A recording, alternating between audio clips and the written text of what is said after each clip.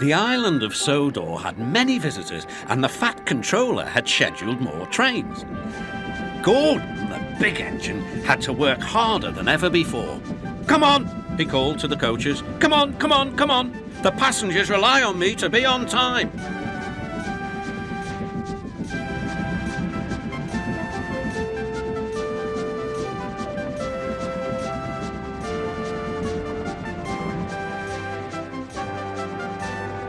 Whenever Gordon finished one journey,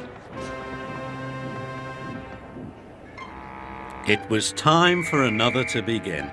"Never mind," he puffed. "I like a good long run to stretch my wheels."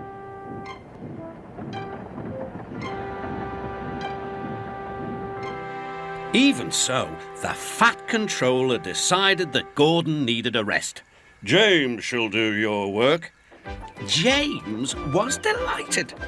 He liked to show off his smart red paint and was determined to be as fast as Gordon.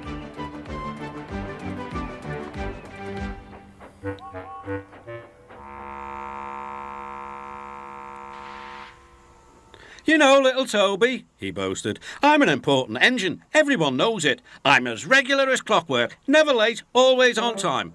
"Says you," replied Toby. Just then the Fat Controller arrived.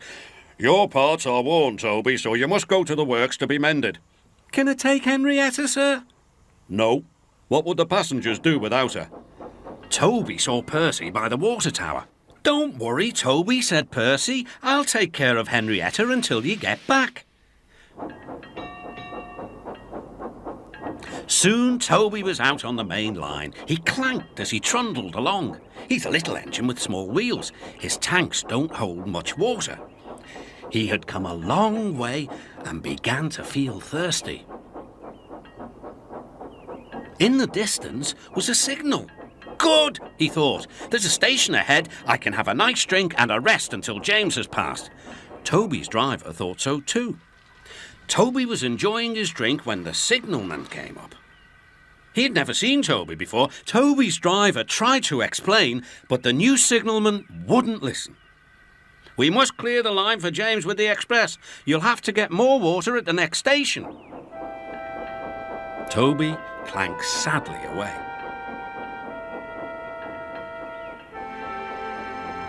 Hurrying used a lot of water, and his tanks were soon empty. Poor Toby was out of steam and stranded on the main line.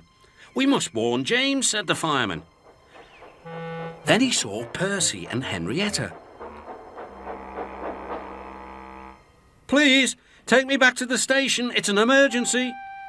Henrietta hated leaving Toby. "Never mind," said Percy. "You're taking the fireman to warn James. That's a big help." Henrietta felt much better. James was fuming when he heard the news. "I'm going to be late." "My fault," said the signalman. "I didn't understand about Toby."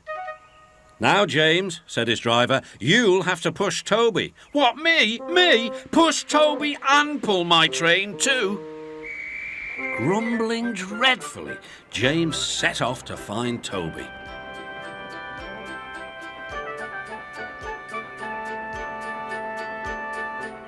He came up behind Toby and gave him a bump. "Get on, you!"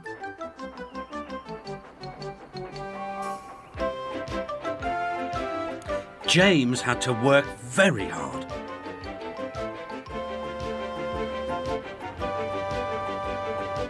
When he reached the workstation, he felt exhausted. Some children were on the platform. "Coo," said one. "The express is late and it's got 2 engines. I think James couldn't pull it on his own, so Toby had to help him." "Never mind, James," whispered Toby. "They're only joking." "Ha ha!" said James.